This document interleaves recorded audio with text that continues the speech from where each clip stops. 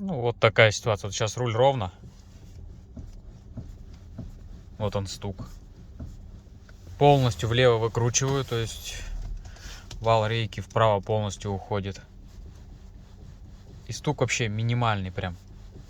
То есть на дороге его, наверное, даже не услышно будет. А если вправо, вот усиливается, то есть рейка полностью влево. Я так понимаю, это как раз основной вал об червячный вал бьется из-за недостаточного прижима. Вся рейка перебрана, все поменял, кроме пружинки прижимной, и все. Ну и тарельчатых этих шайб пружинных. Причем перед установкой на машину я подтянул так, чтобы люфта не было и чтобы рукой туговато крутился вал. О.